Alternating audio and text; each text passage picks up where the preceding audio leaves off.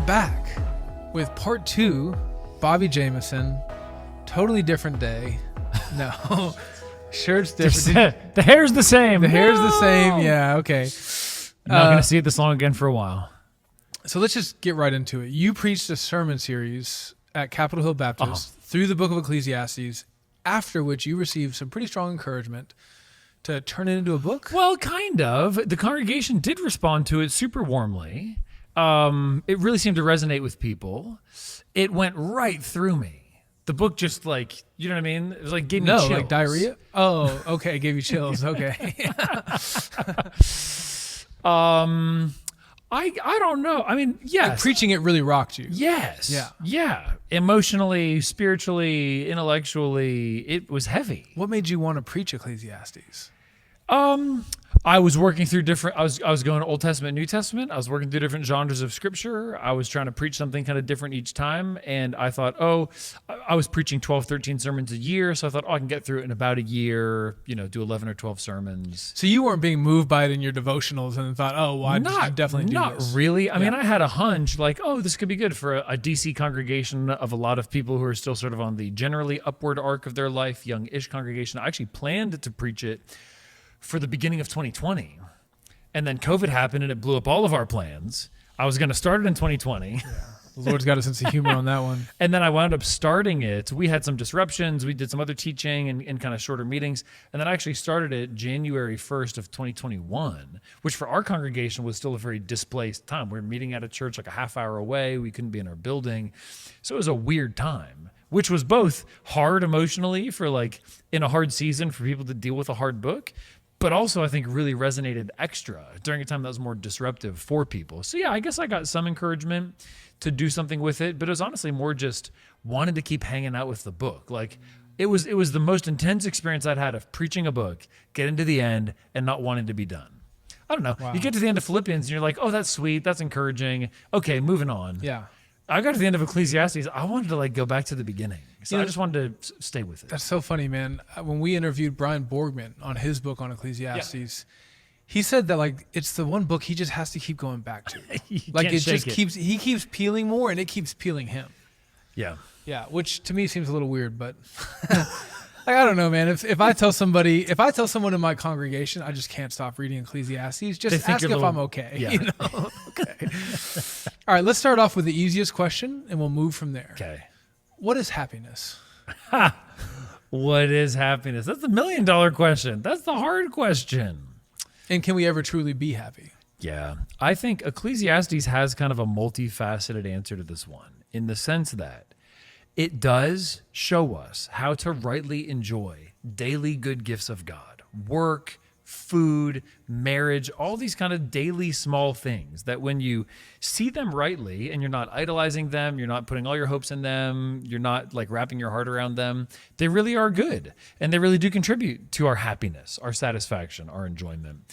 At the same time, Ecclesiastes is ruthless and rigorous in demolishing idols, demolishing any sense that you can kind of have it all in this life, or that if you do have it all, it will actually fill your heart. So Ecclesiastes really does give kind of a negative, kind of demolishing, evaporating, vaporizing all these different possible sources of happiness you think will actually do it for you. That then leaves more of a question. Well, how? What is it? And I think Ecclesiastes in that sense points beyond to ultimately being satisfied in God. So what is happiness? I do think there's a kind of this worldly element of living a life worth living and learning to be content with it.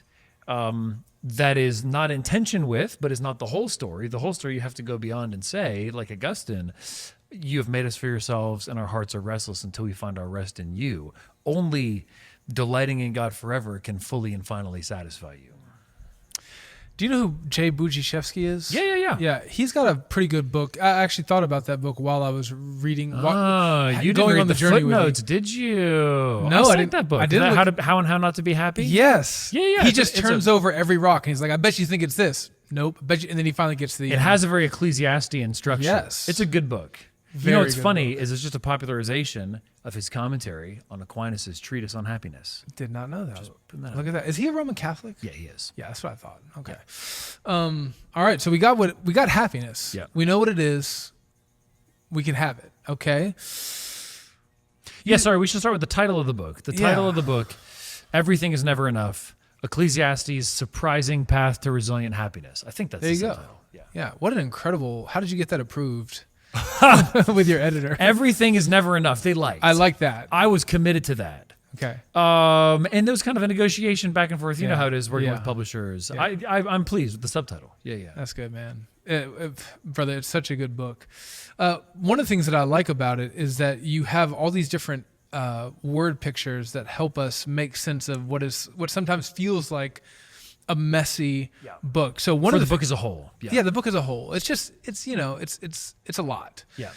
And so you say that there are 5 images that the author of Ecclesiastes uses. Well, or that we can sort of use to discern the whole shape of what he's doing. That's right. So do you want me to read them or you? Oh, let me see if I can. I'm going through copy editing right now. Let me see if I can remember. Hold on. It's a journey. Quest. It's a quest. So, like working through the book, you're actually getting his kind of experience and reflections, and you have to kind of work through it in order to get to the end. There's a quest kind of element. Okay. He went on a quest to find the meaning of life. That's right. And you kind of got to walk in his footsteps through the book. In other words, it's not just like, here's all the answers. You have to walk through the painful process with him. You've heard the phrase, wisdom is wasted on the young. Are we going to go through all 5? Or this part of it? But just...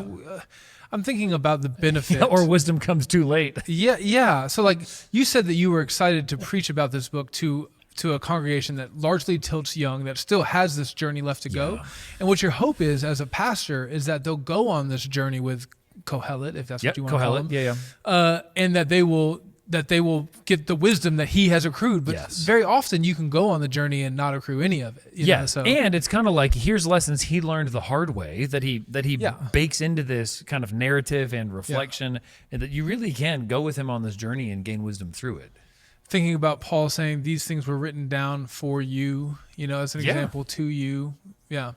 Okay, so question? A question, yeah. So the book is filled with these really penetrating questions, and it often kind of leaves them hanging. And I think part of that is to shake us up, to stir us up, to make us think about human limits, the limits of this life, the limits of our knowledge. Sometimes Ecclesiastes even gets a bad rap, as if Kohelet himself is a skeptic or is unorthodox. Some people get that impression because he'll leave certain questions hanging. But I think what he's doing is, it's like he's a good philosophy professor. He's posing a question that you're going to have to go home and puzzle over. And I think some of the questions are the point. Who can show a man what will be after him? Like, what do you think is going to happen to your whole life's work and the state of the church you pour out your heart, life, and soul into for 30, 40 years? What do you think is going to happen when you die? Well, you can't really know. You can't know. No one can show you that. And now that shouldn't cause us to doubt God's goodness and his provision and all kinds of things, but you can't know what's going to come after when you're gone. Charles Spurgeon could have never known that Rick Warren would end up being the chancellor of his college and seminary. Yeah. All right. Question, comic. Comic, yeah, like a stand-up comic. So I'm not the only one who's seen this, but I think Kohelet, the speaker, the voice, the protagonist in the book of Ecclesiastes, I think he's a lot like an observational comic. So there's a certain persona. There's a certain angle they take. There's a certain squint. Like, part of the thing in stand-up comedy is, they're reflecting on their life, they're sharing these observations, but they're not telling you the whole story. They're kind of squinting to make one thing come into focus. Yeah, in the book I quote Jerry Seinfeld about how he's become like a small-time mob boss with his kids because they don't obey his commands. Yeah. So he's like, well, it would be a real shame if something happened to that Curious George doll of yours that's hanging out by the staircase, right? Now, we don't actually think Jerry Seinfeld is not literally presenting... Yeah, so it's observational, it's reflective, and that there's a certain adopted perspective where he knows and we know that he's not telling us the whole story. We got to kind of go with him to get the bigger picture. Yeah, so the next time I get accused of being too much of a comic in the pulpit, I'm just going to be like, dude, me and Kohelet, you know what I'm saying? Philosopher. Yeah. Yeah, in the sense that he reflects deeply on life's ultimate realities, and that's just uncomfortable. Like, it's not the mode we often live in. We're going to the grocery store, we're trying to get this work done, we're trying to go to physical therapy to work on an injury or whatever, but Kohelet in Ecclesiastes, he's like, you're going to die.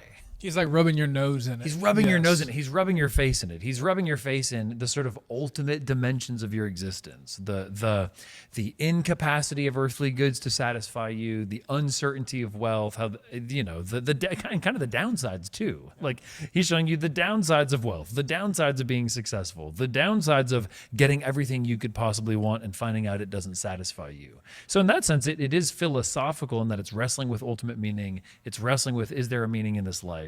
And yeah, he's pushing you to deep and uncomfortable subjects, and a whole lot of stuff about death. A whole lot of stuff about death. Photographer.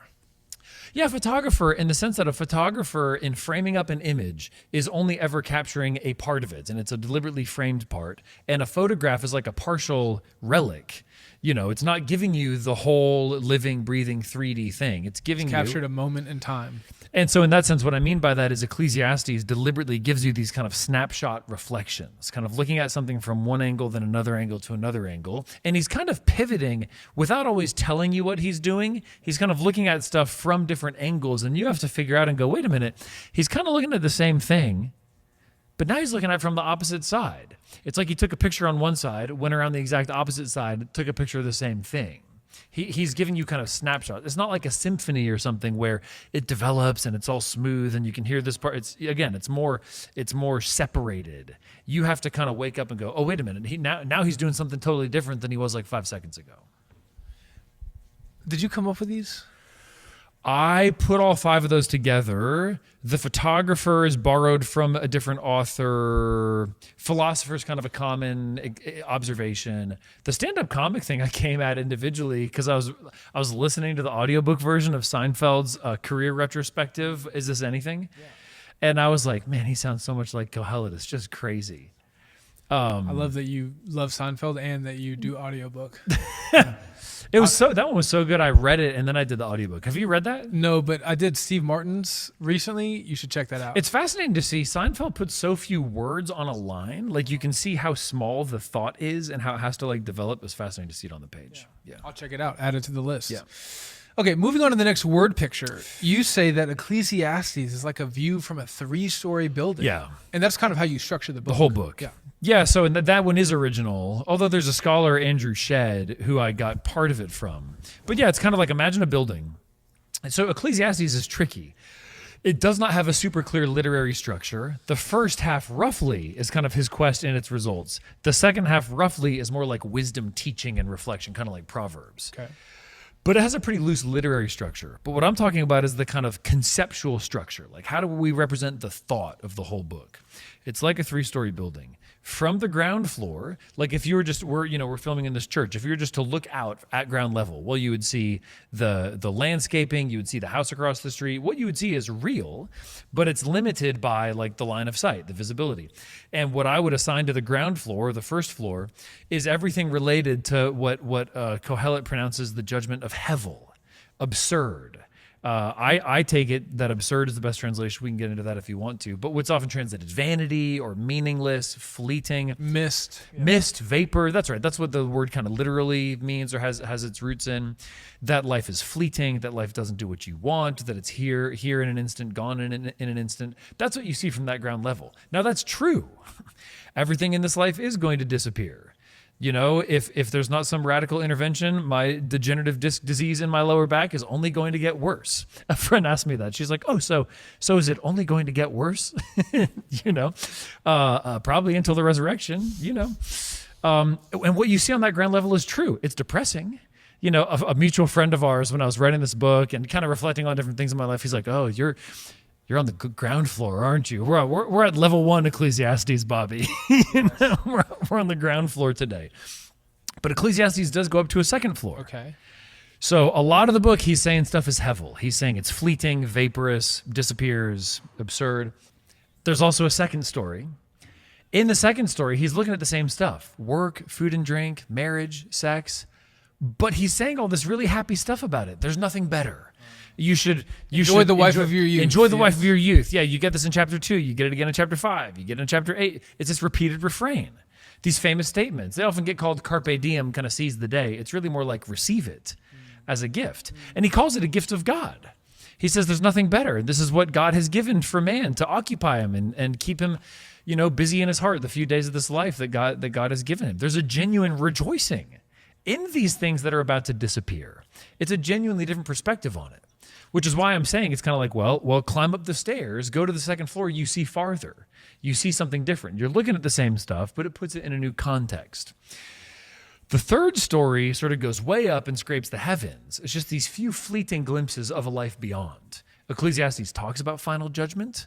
It talks about the soul returning to God who gave it. It talks about being held accountable for everything you ever do. And it urges us to fear God a few times within the body of the book. So it's kind of Kohelet's own voice. And then at the end, where it's maybe an editor or somebody kind of pulling the book together saying, here's kind of the message of it all. And I think that's in harmony with the body of the book. I think the conclusion is, if all of life is fleeting and absurd, and if it's all a gift of God, and he's going to hold you accountable for all of it, what you should do is obey God and keep his commands. But that glimpse of kind of eternity or a life beyond, it only shows up in a few places. But I think it is more of the ultimate perspective. All of life is fleeting and absurd. All of life is a gift. All of life is eternally significant, and you'll give an account for it. It seems like your perspective on the book is fundamentally hopeful and optimistic.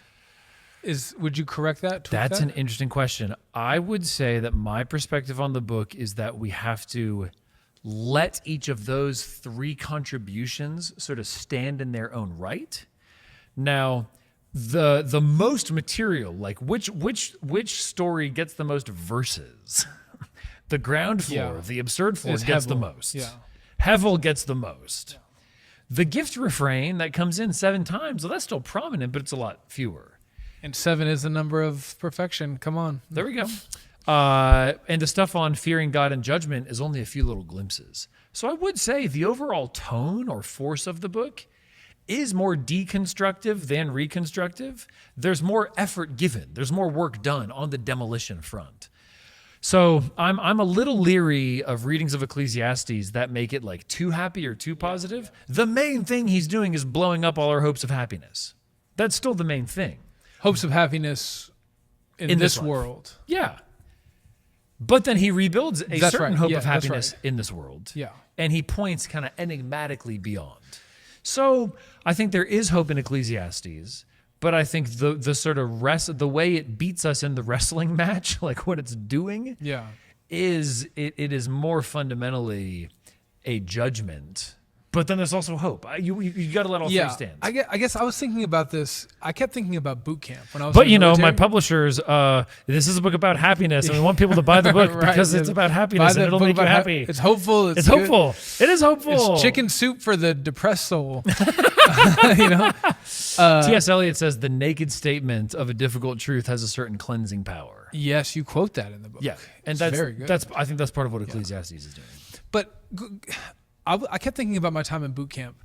The vast majority, most of the page views are pain, suffering, deconstructing, breaking you down so that you can be built back up. Yeah. Right? And that's what Ecclesiastes, that's what I mean when it's, and so maybe we even disagree on this, but even though it is by and large, it feels heavy and weighty and somewhat pessimistic, it's all with the aim of reconstructing towards happiness. Yes, and that's where, in that sense, because I think Ecclesiastes is deliberately switching perspectives. Ground floor is just what you can see, what you can experience. The world out there as anybody can recognize it. But because I think it's integrated with this second floor view of life as a gift of God, that is more theologically fundamental. And so the deconstructing leads to reconstructing as a kind of program. Like, this false happiness gives way to this true happiness. Only when you realize that won't fulfill you can you truly take joy in these things. So in that sense, that's where, why do I get off calling this a book about happiness? Why do I get off calling it a path to happiness? Yeah. Because not only does he tear you down, he also builds up. And he shows you a genuine kind of posture. We could get to Rosa and talk about resonance, but there's a genuine posture, we're going to get there. Of how can you receive the small good things in life in a way that will genuinely bring happiness. I think Ecclesiastes gives us some serious instruction. That's to use the common phrase today, that's life-giving. I think that's appropriate. Like, I think when you read those 7 refrains about this is the gift of God, enjoy the wife of your youth, that's genuinely life-giving. It's kind of pointing you to here's how to get happy in the stuff God gives you. So yes, fundamentally hopeful. Fundamentally. It's happy by the book. Yeah, and I actually have that in my notes, which I didn't even look at. You say that Ecclesiastes has to hurt us before it can heal us. Yeah. Which means that the fundamental aim is to heal us. Is to heal. Yeah, that's right. Okay. That's right. And we won't talk about Hevel. I think we got that pretty good. And one of the things I actually appreciate about your book is you don't spend a lot of time going through academic debates about who is Kohelet and what's the best translation for this word or that word. You just get right into it. Can we control the world? We think we can, and the project of modernity is to try to increase the scope of what we can control. But control is fundamentally an illusion. That's like Ecclesiastes, especially the evocative image he constantly uses. All is Hevel and like a striving after the wind, chasing the wind. Can you control the wind? Like if you try to run out there, however fast you are, if you try to run out there and grab a hold of the wind, like no. One of the fundamental themes in Ecclesiastes is how much of life is subject to chance, accident, unfairness, injustice. You could do everything right. You could put all the formula perfectly in, and the outcome you want is still not going to happen. And so, control, we think we can control. We build our lives trying to control more and more. We think controlling more and more will make us more happy or sort of secure happiness, and Ecclesiastes just rips that to shreds. One of the scholars that you interact with at length, we're kind of mutually fanboys of, Hartmut Rosa. Yeah. His little book, The Uncontrollability of the World, is fantastic. He gets a little wonky towards the end, but his basic stuff is good. He says, we want to make the world more available, more accessible, and more attainable. When I got to the end of Hartmut's book, I felt like he perfectly captures an element of the creation mandate says, be fruitful, multiply, subdue the earth, right? There is a sense in which we should be able to take control of this world. But then Genesis 3 says that's been ruined. We can never do it the way God has intended for us to do it. And so there's always a sense of futility or Hevel. Yeah. And I just thought that's exactly what the book of Ecclesiastes is. So I was so happy to see that you interacted with him so substantially. Yeah, I love the uncontrollability of the world. I mean, I've read a lot of Rosa's stuff, but that's his most accessible kind of statement of a lot of his key ideas. So it's a shortening of Resonance, isn't it? And a follow-up. Yeah. Okay, that's right. But a lot of the key ideas from Resonance are in there. Yeah, so it's a great place to start reading Rosa. And especially those refrains of all is vanity and a striving after the wind, or like the opening kind of nature poem in chapter 1, verses 4 to 11, where it's all these natural cycles that are kind of indifferent to us. We don't really make a dent in them. They keep repeating. We come and go, and we are not able to harness them, control them, or change them. So I think Rosa is super insightful about kind of the pretensions of the modern project and the way it kind of bends us out of shape. Yeah. And I think his diagnosis surprisingly resonates with Ecclesiastes. Yeah. We're going to talk more about his other stuff a little bit later. Let me ask you this for now, because my last question was really me just talking and disguising it as a question. Sure, yeah, it's fine. Here's an actual question, though. Does more wisdom and knowledge equal more sadness and vexation? Well, yeah. This is a great one to just pull out the exact quote. Hang on a second. Ecclesiastes, it's so provocative.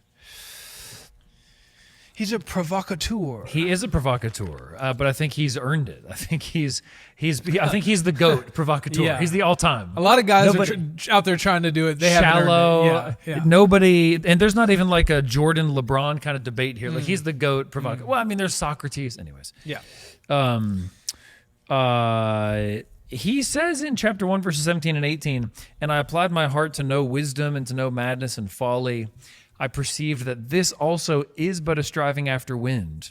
For in much wisdom is much vexation, and he who increases knowledge increases sorrow." I think what Kohelet's talking about is that the more you look at the world as it really is, the more causes there are for sorrow and heaviness of heart.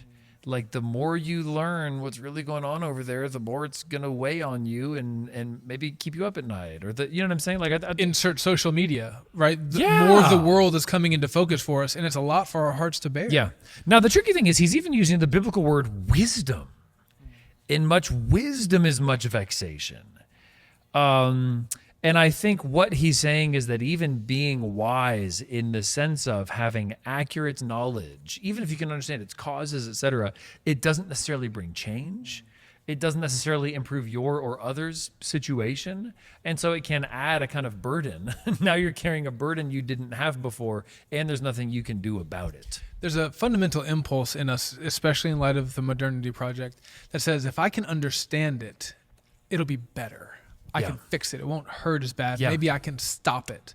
That's just not true. Yeah, that's right. Yeah. I think Kohelet is especially blowing up the kind of presumed connection between knowledge and control. Yeah. Because you can't control it, you think you can. You think that knowing it will enable you to control it. It can't. Yeah, it's going to add to your burdens. Now, one of the things that you're very careful to say in the book is that sometimes he's a little bombastic, especially when he's being the stand-up comedian, right? Yeah. He's squinting. Yeah. That doesn't mean we can never gain control through understanding. Yeah. Right? Yeah, that's right. I think what he's doing is he's kind of saying like, well, if you're trying, I think he's kind of raising the stakes to the ultimate level. Like if you're looking for wisdom to be able to guarantee you a successful life, a happy existence, it's not going to do it. And here's why. I think that there's a kind of implicit, like what are the stakes of what he's addressing? I think he's dealing with the kind of ultimate question. Can wisdom conquer death? No. Can wisdom guarantee you happiness? No. Can wisdom guarantee you a long life? No. Can wisdom guarantee you a good reputation? No. So because it can't achieve the ultimate thing, it's like he's pushing it and finding the limit. That's kind of what he's doing. Which I don't want to get ahead of us because we're going to get to the cross and the gospel at the end of the interview, almost like in honor of Ecclesiastes. But I think you see that in the life and ministry of Jesus, Logos personified, right? This word, this wisdom personified. He died on a cross. You know, I mean, that did not keep him from suffering in this fallen world as the incarnate Son. Yeah. Amen. Yeah. Yeah, and in that sense, Ecclesiastes is a constant reminder of the fall. Yeah. He's not explicitly addressing Genesis 3, Adam and Eve's sin, but I think the whole subtext, the whole assumption is, look how broken the world is. Yeah. And broken, not in like a cheap metaphor where you just say that and you don't really mean it. Yeah. But broken, broken. It started whole, it got broke, it remains in this shattered condition. We're waiting for the restoration of all things. Yeah. What do we gain from all of our striving? What do we gain from all of our striving? I mean, Ecclesiastes basically says nothing. Okay, moving on. Good. Everyone encouraged? Bible study's over. Amen. Let's close in prayer. Yes. Well, gain in the sense that you can't keep a pile and guard it and use it when you want and bring it with you. Yeah. Naked we came, naked we'll go. I mean, that's a cultural cliche, but it comes from Ecclesiastes. Chapter 3, verse 9, what gain has the worker from his toil? That's the kind of programmatic question he asks. And when he asks about gain, he means like a gain that'll last, a gain you can hold on to. Like when the game is all over, can you walk away with anything? And the answer is no. Yeah. I'm trying to be mindful of our time and how much I want to say in light of what you've just said, but let's just keep moving. Can our work ever be truly fulfilling?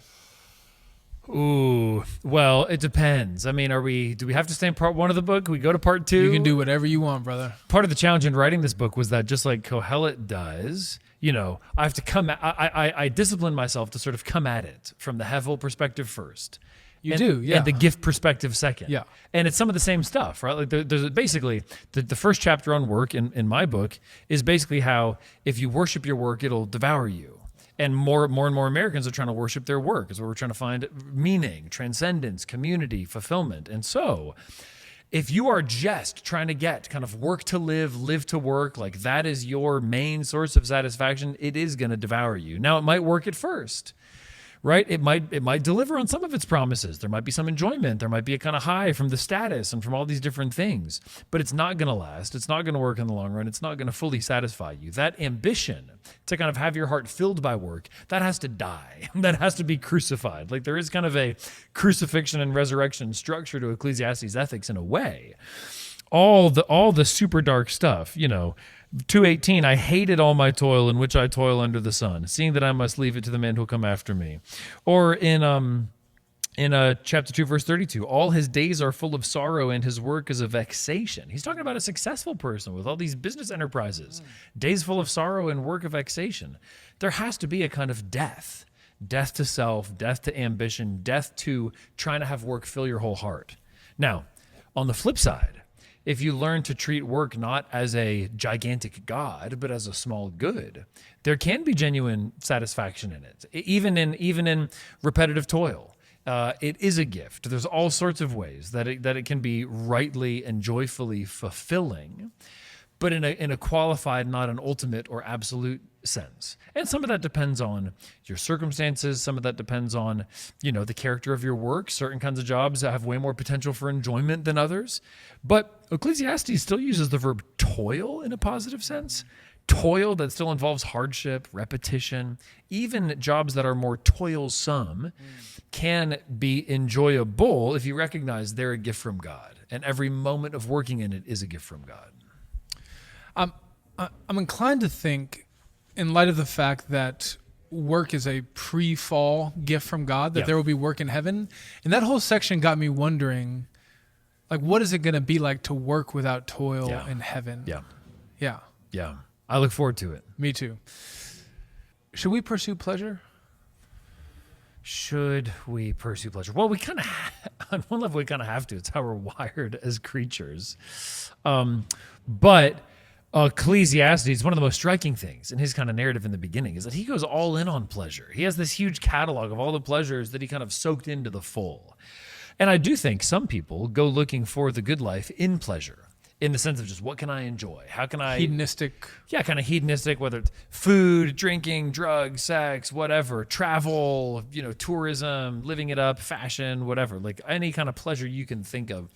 In that sense...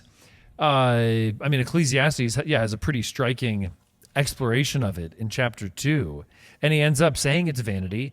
The ultimate reason being because of death, because it's all gonna end, it's all gonna empty out. But I think also there's hints in the book of Ecclesiastes, although it's not as prominent. I think in a way I'm just looking for the exact verse. For chapter 6, verses 7-9, all the toil of man is for his mouth, yet his appetite is not satisfied. Then verse 9, better is the sight of the eyes than the wandering of the appetite. This also is vanity and a striving after wind. What he means is our appetite can always come back. Our appetite can always be bigger than the thing we have. You get some satisfaction out of some pleasure, but there could always be more, different, bigger, better. And so, pleasure is ultimately a futile and self-defeating kind of master plan for happiness. So should we pursue pleasure? Not as if you think it's going to be the purpose of your life and your self-fulfillment.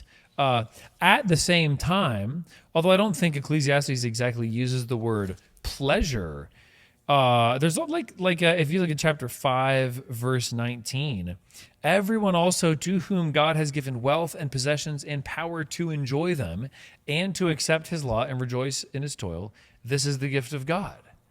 But you're recognizing those things are a gift of God. Every pleasure comes from him. It's you pursue it by receiving it. You pursue it by receiving. Yeah. Exactly. If you're not chasing and striving, but receiving, yeah, you're going to get more pleasure even out of small pleasures.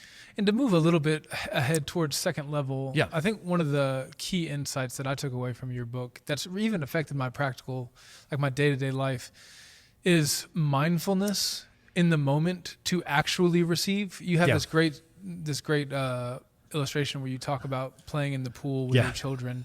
And later that afternoon, I went on a walk around my neighborhood with my kids, and I told myself, be present and receive the gift that this is in the moment. Yeah. And I do think that's obviously kind of a big topic, in whatever wellness kind of conversations in our culture, be mindful, be present.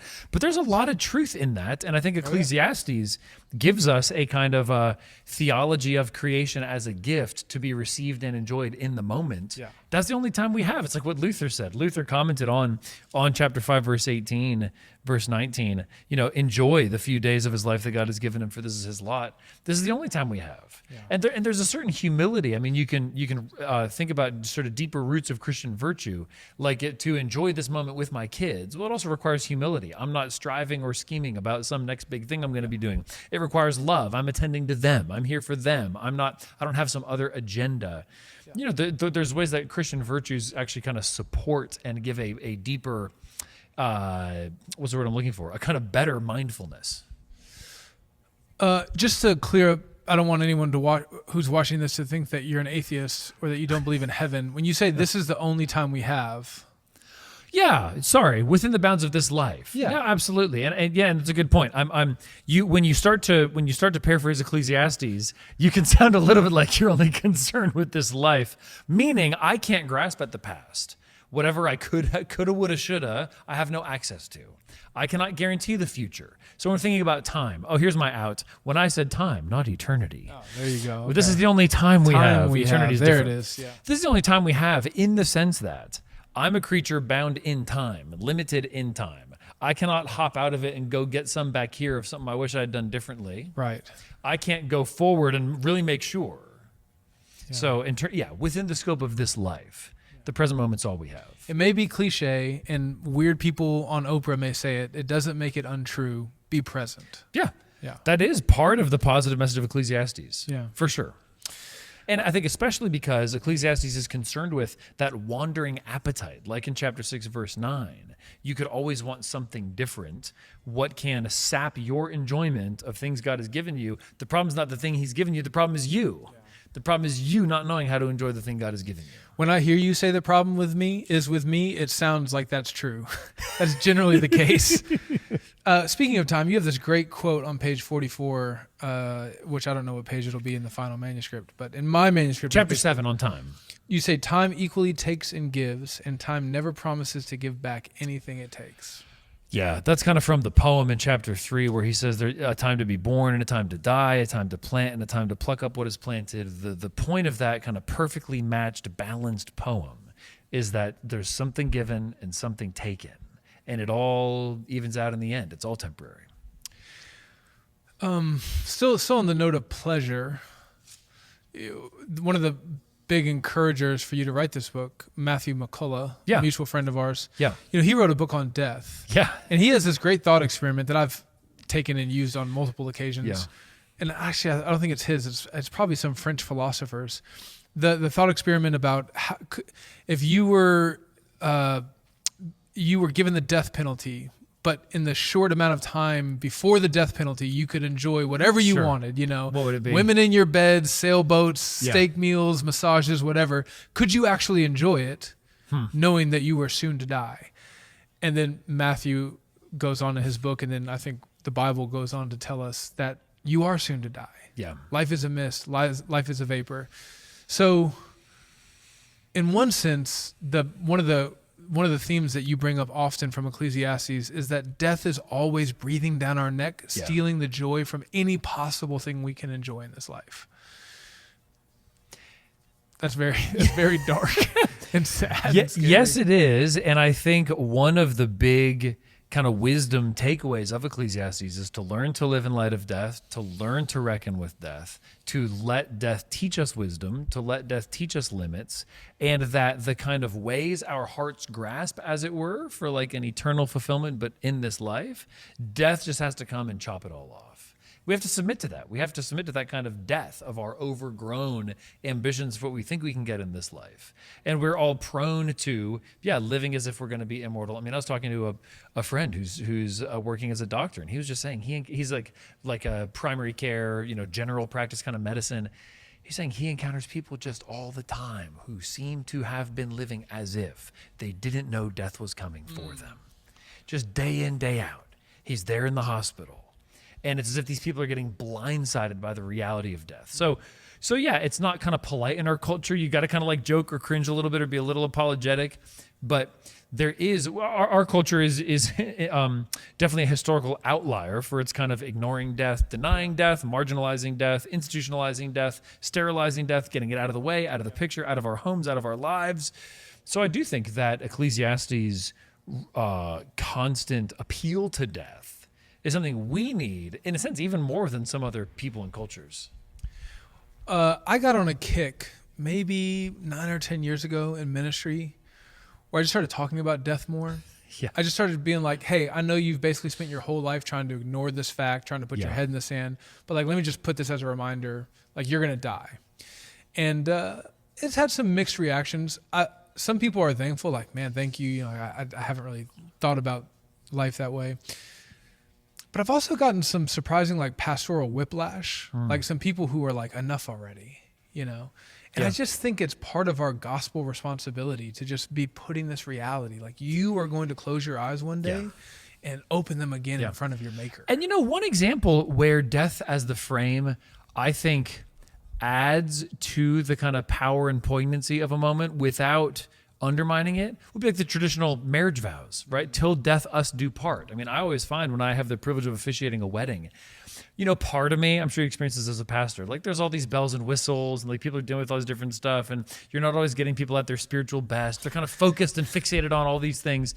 And you're kind of like, wow, I really wish there was a little more eternal perspective right? But in those marriage vows, for better, for worse, for richer, for poorer, in sickness and in health, till death us do part, there's that total commitment. And they are embarking on a whole life together, a whole journey together, and they're pledging themselves to each other. Death, the fact that death is the boundary of it means death is the only boundary of it. There's a certain solemnity there, but it adds to the gravity of the promise. The fact, it is a limited time commitment, but they're giving all the time that they have. You know what I mean? To me, that's at least and it would feel like if you deliberately avoided that, or like you had the same vows, but you just took out the last line, there'd be something missing. You know what I mean? I do. Yeah. It makes it more potent. It adds to joy. Yeah, I think so. It should anyway. I think so. Yeah. Are you afraid of death? Oh, that's a good question. By God's grace, quick spiritual self-audit. I mean, I think by God's grace, I have a real and lively hope of being with Jesus and of experiencing the resurrection at his return. I think that's real. I genuinely desire that. I want to be with Christ. I'm not afraid of death in the sense of what happens to me.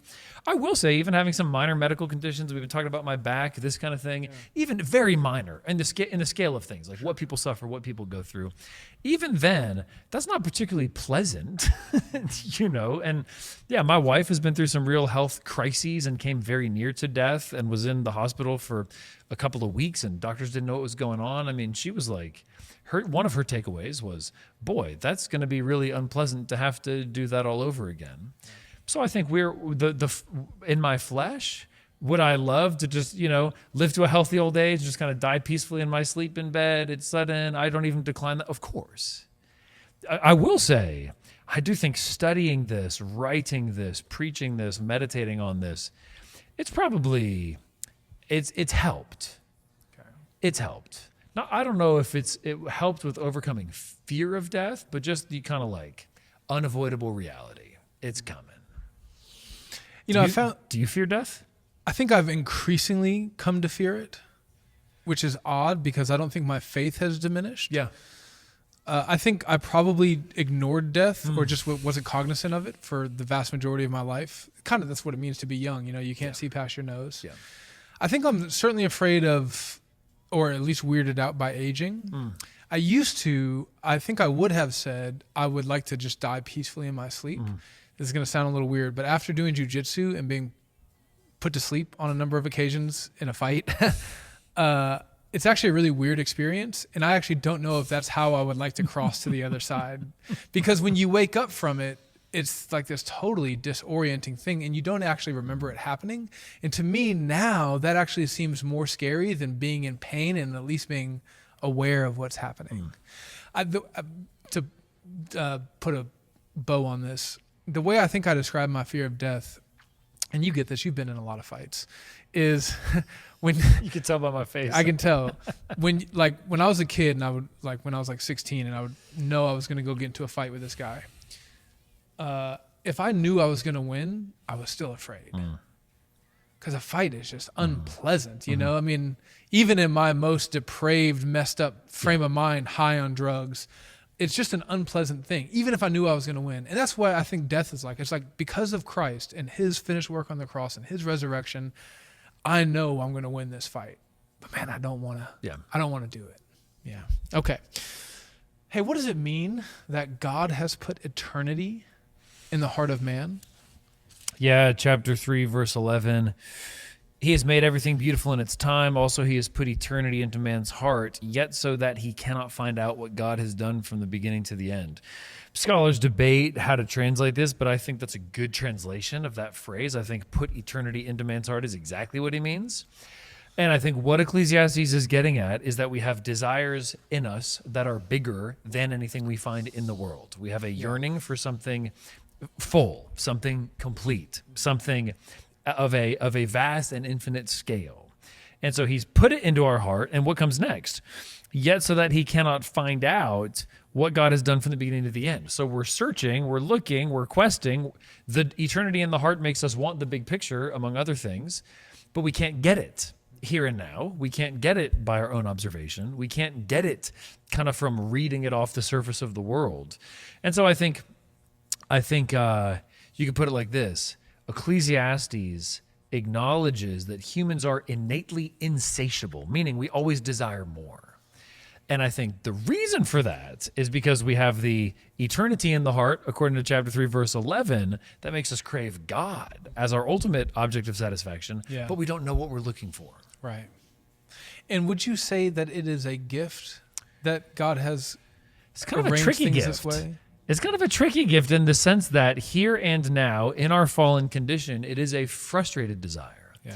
But it's a gift in the sense that it's the fundamental gift of our existence. To be a human is to be created, to be fulfilled by God. Right. Our structure of kind of yearning outside of ourselves, looking outside of ourselves, seeking pleasure, right, is one other sign of this. It is a gift in the sense that God means to fill us. He created us empty because he means to fill us. He created us yearning because he means to satisfy us. He created us with eternity in our hearts because he means to fill us with his own divine eternity. That's right. This is where the fall comes back in. Part of the reasons why we can't get it here and now is because you think about Adam and Eve pre-fall in the garden. Yeah. There would obviously be some desire there, but it would be largely fulfilled, no? Yeah. And that's a good question. And certainly with the desire for more fellowship with God that would eventually come to fruition if they'd remained in their unfallen state. Well, that's what's hard to wrap your mind around. Even once we shed this body, shed this sin, go to be with God forever, we're never going to get to the end of God. So there's a sense in which I think we're always going to be feasting on him more, pursuing him more. We're never going to get to the bottom of it. So but without any sense of lack. Exactly. Yeah. What is that going to be like? I don't know. I don't know. Yeah. Okay. You use the phrase cosmic nostalgia. I like that. Yeah. You want to riff on that at all? Or? Yeah. Well, I think Ecclesiastes, cosmic nostalgia, meaning nostalgia, yearning for a lost home. Yeah. Right? Cosmic nostalgia, meaning something about this whole world means that it both is our home and isn't our home. It is our home, but we've lost our home. Why am I at home and I feel like I need to get home? Exactly. Yeah. Yeah, I think there's a sense of being out. This world is out of joint. Yeah. You start to discover, it's not just me. There's something up with this whole world, and I think that's one of the pathways.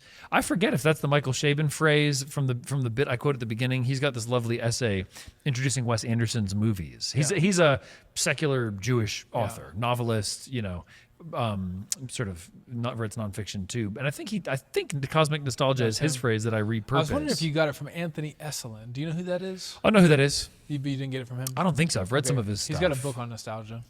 Yeah. Okay. I think we already kind of covered this, but I just want to say it because it was pretty pithy. You say, quote, Kohelet's biggest problem with life is death. Yeah. Kind of sums it up. What does Kohelet have to say about depression, anxiety, burnout, and alienation? Yeah. Oh, wow. Yeah. 4 big ones. I think Kohelet's experience, working hard, going after everything, feeling pleasure to the full, and kind of being disgusted, sick of it all. I mean, he even literally says, I hated my life. Where is that exact phrase? I think it's in chapter 2. Hang on a second. Oh, no, it's in chapter 2, verse 20. I turned about and gave my heart up to despair. He was so fed up with the results of his project. Like he quit, he gave up. Yeah, depression, anxiety, burnout, alienation. I think depression, anxiety, and burnout are definitely conditions that are heightened in our culture. I think there's a lot of factors that contribute to it. Imperative to make something of yourself as an individual, the imperative to kind of work nonstop, a kind of competitive identity building individualism where you have to distinguish yourself over against somebody else and achieve your potential. Hartman-Rosa, social acceleration. Social acceleration. It's a condition where you always have to go harder and harder, go faster and faster to stay in the same place. And that has effects on us as individuals. Yeah. Byung-Chul Han, his book, The Burnout Society, is really good on this too. It really dovetails with Rosa on acceleration. So I think Kohelet's experience and his reflections actually get at some of the deep causes of anxiety, burnout. Yeah, alienation, that's kind of a loaded term. You know, if you know the sort of history of ideas, you'll hear it as a Marxist term. That's right. And I think ultimately, I think there's some insight there in the Marxist account, while not signing up, of course, as a card-carrying Marxist, although someone's going to go tweet that, whatever. Oh, if you're connected to non-Marx, we already knew that about you, brother. There's some insight in that account. But I think alienation, you could talk about that at an even deeper level, as like alienation as a result of the fall. That's the way I think alienation about it. from God. I think Marx just gets a little piece of it. Yeah. He's looking through the economic lens when actually he's actually not saying enough. Yeah, that's right. In other words, there's both. We have a cosmic nostalgia because we suffer from a cosmic alienation. Right. And in that sense, alienation is a fundamental condition. But I think it's a useful category. What does it mean? It means being estranged from, right? Like you should be at home, but you aren't. You should be connected. You should be resonant in harmony, but you aren't. That's right. And you feel it. Yeah. You feel that. It's like having a job you hate, or it's like being in a family that's just full of conflict, right? Like, well, why is that so bad? It's not like you could just be neutral. It's not like you could just do without it. Like you need that to work. There's a brokenness if it doesn't work. Yeah. So I think alienation from God, from other people, from the created world. From nature. Yeah, nature. From nature, from the created world, even in a sense from ourselves. Yeah, that's right. I think that's a legitimate concern. Of course, our culture is way too obsessed with self-knowledge, self-care, blah, blah, blah. But there's a reason for that. Yeah. Alienation, even from self, is a consequence of the fall. Yeah. So I use the category of the absurd. We didn't talk as much about the absurd, but the absurd is basically the world not doing what you want, the world not making sense, the world not giving you what you want, there not being a predictable relationship between cause and effect. That sort of again, absurd and alienation kind of work together. What I would say, and again, the absurd, I'm engaging a little bit with kind of French existentialism. Alienation, there's some modern scholars doing good work on this. But I think those are good terms that kind of capture the whole experience of life that Kohelet names and describes. So one of my hopes for the book, especially in naming those at the end of part 1, is that, this really is an insightful and penetrating account of what's wrong with us, even in the modern world, even in this exact moment. Somehow, what he went through, what he experienced, what he analyzed speaks to a modern depression and anxiety and burnout epidemic. Yeah, it's so funny. You read this several thousand-year-old book, and you're like, man, this is my life today. He's been reading our mail. That's right. Hey, what is our lot in life? Yeah, lot just means something assigned to you by God. So lot, like a plot of land, it has these dimensions and no more.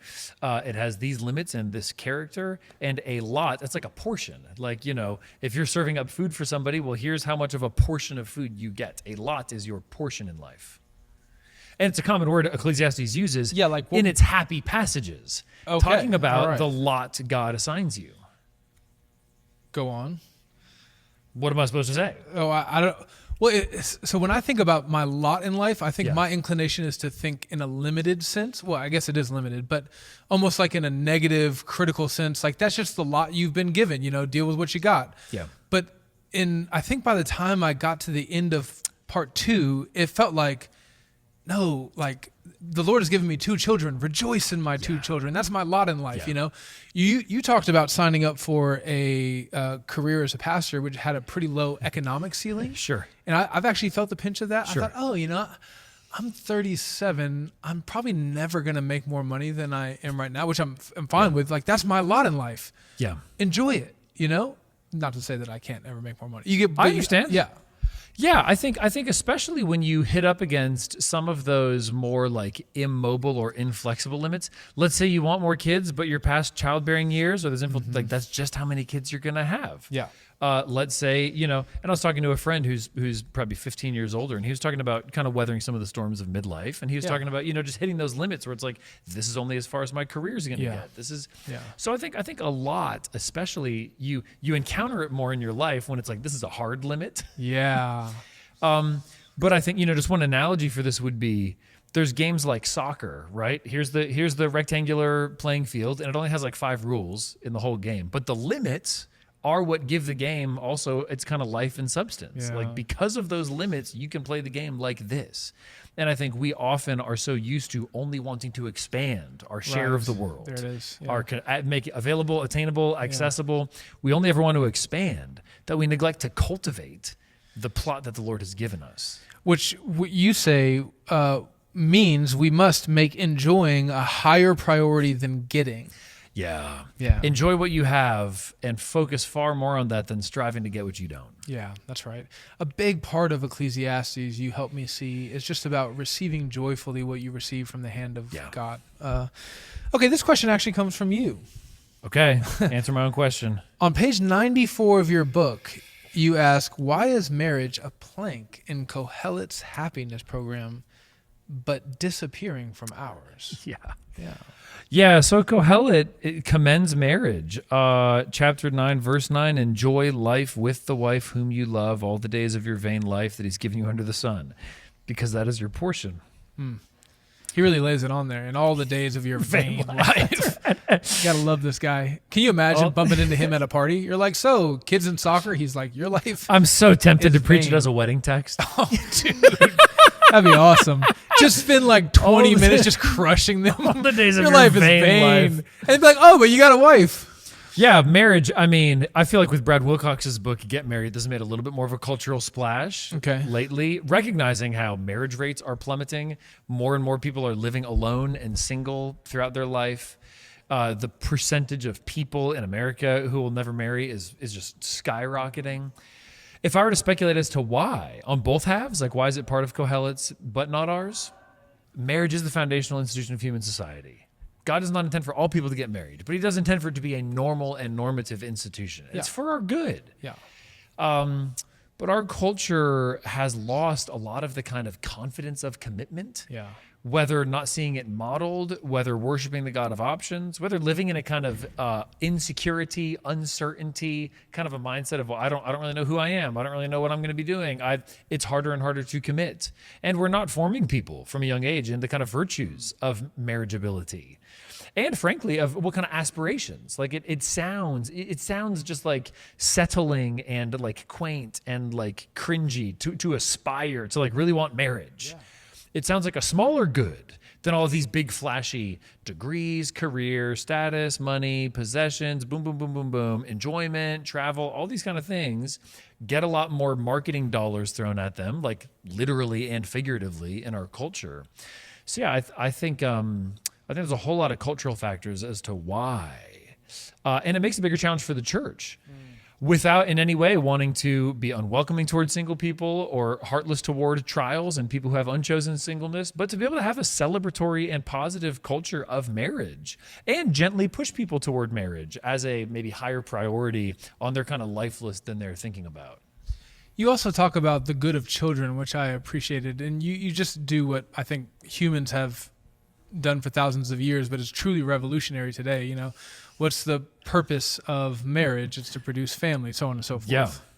Yeah, that's right. It's a kind of untethering from creation and a diminishing of marriage. If you think marriage is just a kind of prolonged romance, you're actually diminishing it. And on balance, in the average, it's actually going to diminish the romance too. To deliberately withhold from its natural fruit. Yeah, man, that's such a good point. It's a different kind of romance. That's right. It becomes a 3D romance. It's much richer. What is the toil of nurture?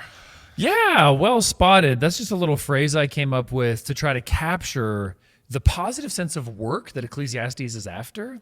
It's not this kind of like heroic, ever expanding, I'm just going to climb the ladder and bigger and better and on to the next thing. And like the graph of my life is only ever up and to the right. Like what Ecclesiastes commends is actually like patient, daily, plodding, cyclical, right? Even what it's commending in a happy way. Well, this is your portion in life and all your toil at which you toil under the sun. It's kind of cyclical. It's not linear. Yeah. You know, you being a pastor, well, you don't mean to do anything else. This is just what you're doing. Yeah. And I call it the toil of nurture because what we can often in our kind of like life dreams or aspirations or ambitions, we're drawn to these big flashy goals, targets, achievements, kind of productivity, this job, this title, this thing on my CV, this attainment, which is often more framed around productivity.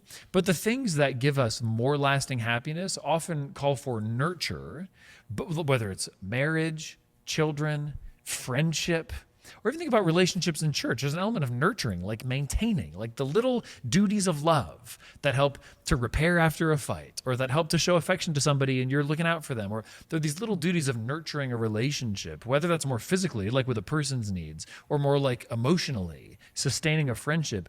There's a toil to it. It's maintenance. It's a kind of small stuff. It's not big, heroic, but it's like, you know, you think about those sweet moments like with a mom and a kid where a mom knows like exactly what to make for their kid when they're feeling down. They're like, Mom, how did you know? You know, you made just the right thing. Yeah. And it does go so far. I think we're prone to overlooking those kind of things. I talk about it in the context of marriage. To sustain a marriage requires the toil of nurture as opposed to, this kind of heroic quest for some big achievement. Pause. We can talk about this after. We'll just leave a little Easter egg here on the video. Okay. I kind of want to do a whole book on that. Ooh. It might be my next book. Okay, what, like? It's a tentative title. Care, Escaping the Productivity Trap and Learning to Nurture. So a whole book on care, effectively. Try to look at it in those different realms and do more of a cultural deep dive and like the ways we're kind of malformed of like not being taught how to care, not valuing care. Yeah. And even viewing care as this thing that so much of our lives, going back to the productivity thing, it's like I'm aiming at a goal and then I hope to reach it and then I can move on to something else. But like, I'm never going to get there with my wife. That's right. As long as, even when my kids move out, I'm there never is no there to get there's to. no get. It's just nurture until the Lord calls me home. You know? That's exactly right. I have 2 joke questions here that I'm going to skip for the sake of time. I just want everyone to know that you're a surfer. True. Let's They get can to, tell by the hair. let's get to, okay, sunshine. Let's get to maybe the most important question. Where is the gospel in Ecclesiastes? Where's the gospel in your book? Where's the aside gospel? from the very last chapter? It's Where's at the the very gospel end. in Ecclesiastes? Well, some might argue it's tacked on, or you're going to make a hard left, the Jesus juke to get to the gospel. It's like your editor was like, you're not really going to submit this manuscript without the gospel, right? And you're like, no, I totally have something for that.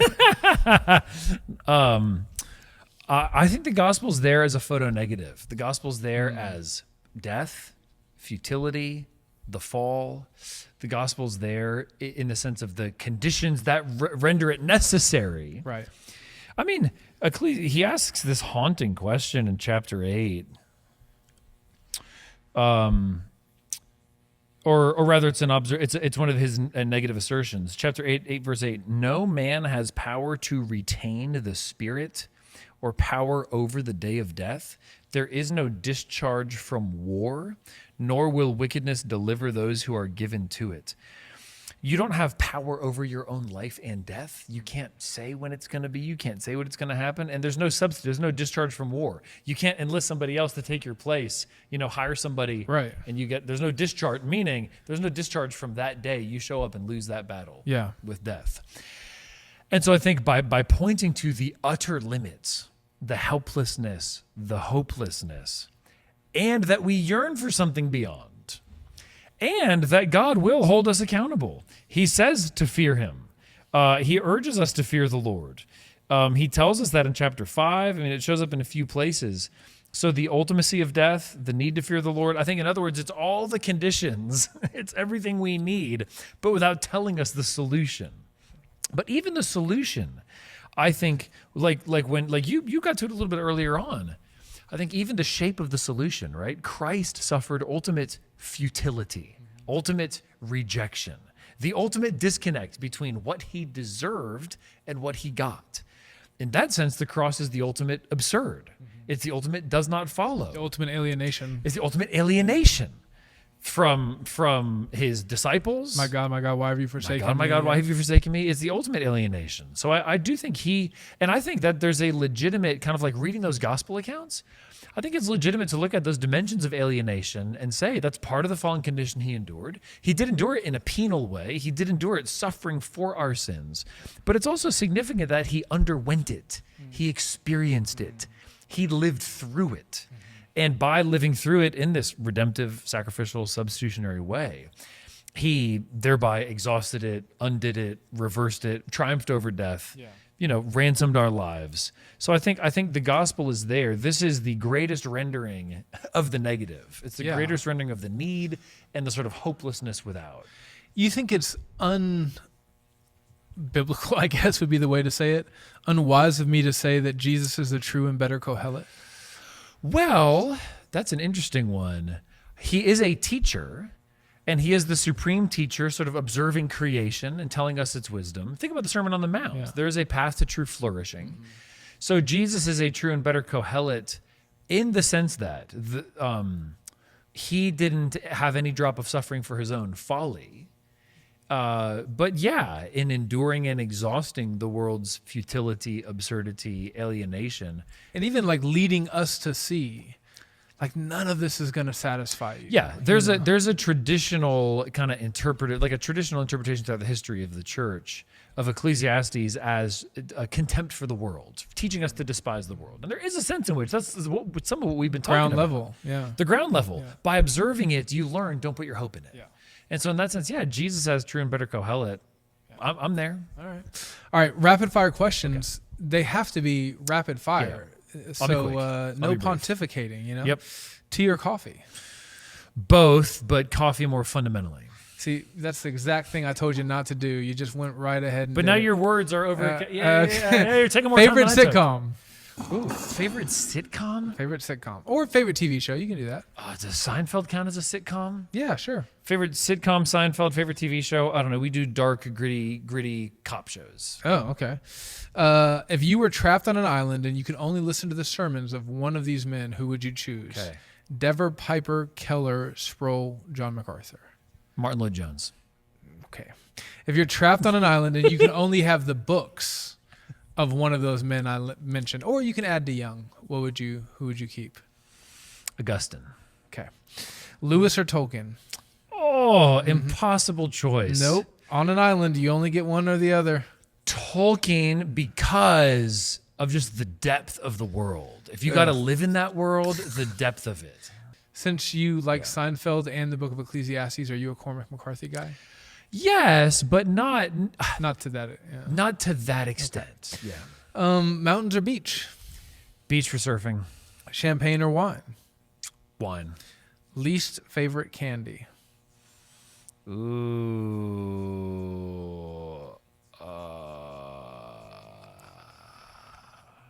I don't know. I don't do that much candy. Black licorice, probably. Oh, that's pretty bad. There we go. Boom. Go with that. Android or iPhone? Well, I hate to even admit it, but iPhone. Okay, why? Complicity in it's the source of the materials, the labor. Macaroni salad or potato salad? That's a little less ethically charged question. Neither. Homemade mac and cheese baked in the oven. Let's go. Okay, you just totally alienated people from 14 southern states. Yeah, you're sophisticated enough. You'll appreciate this question. Caviar or escargot? Neither. Okay. Night out or night in? Night in. My wife's not big on being out at night, so we have date night at home. Concert or football game? Concert. Morning Saw person? Iron and Wine in Raleigh not that long ago. Don't know what that means. Morning person or night owl? I guess morning person to exercise and have a quiet time. You don't get to give your own option for this. This is strictly binary. Okay. Burger King or McDonald's? In and out. What did I just say, Bobby? I'm glad I don't have to pastor you. I'd even go Shake Shack. I'd go anyways. Mexican or Italian? Oh, Mexican. I'm asking, which is your least favorite race? No. Okay. Mexican food, your favorite food. Okay. Burgers or barbecue? Ooh, that's tough. Burgers, but not by a wide margin. Okay. Chinese takeout, like 2 a.m. crappy Chinese takeout, or sushi? Ooh, probably sushi, but I can get down with old school Chinese. A lot of I'm people still thinking choose- about the novel question. The novel question is bothering me so much. There's so many good. Anyways, Well, if you text me from the plane or something, we'll you'll put it up in text or yeah. something. Yeah. I also want a ticker under the screen when I made my joke about 7 being the number of perfection. I want it clearly stated that was a joke. Rock or rap? Rock, but with plenty of respect for rap. Cold or hot? Cold. I hate being too hot. Unibrow or no eyebrows? I mean, a unibrow you can always do something with. Right? Okay. All right. I mean, you could paint on your eyebrows. Yeah. You could get eyebrow implants. Classical or jazz? Impossible question, but I got to go with jazz because it was 10 plus years of my life. It doesn't seem that impossible. You just answered it right out the gate. Once again, you're trapped on a desert island. We got to figure out why this keeps happening. You get one systematic theology, or I guess dogma. Systematic theology, yeah. Yeah. Only one? Only one. Bovink. Yeah, that's what I thought. What hymn do you want to be sung at your funeral? One that immediately comes to mind is Christ, our hope in life and death. Hard to beat. Yeah. Finally, and most importantly, how many holes does a straw have? How many holes? I feel like this is like a metaphysical. You think it's on Not both a trick sides. question. Pretty obvious. The straw is a hole. Think about it. It's like a well. It's like a hole. Like if, anyways. How many holes? I guess 2. How many holes does this ring have? Well, see, that's what I'm saying. Yeah. Like it depends. Yeah, it is a hole. Think about it. It has one. It's an endless hole. It's a bottomless hole. It's an abyss. What would the special theory of relativity say about the ring in his holes? Well, on that note, we will end. Let me pray. Thank you so much for being here, Bobby. Lord Jesus, thank you so much for raising up churchmen who are also very adept at helping us to think better about our Bible, about our churches, about our experience in this life, about the gospel. We pray that you'll bless Bobby's ministry as a pastor and church planner, also as an author, also with his academic work. Lord, keep him holy. Keep him near to you. Help him to walk in purity so that his ministry will have true power. It's so easy, Lord, to masquerade and to look as if we're something that we're not. But you know, you see our hearts. So we pray that you will empower him to walk in truth and in the power of your Spirit in all that he does and says. We pray this in the name of Jesus. Amen.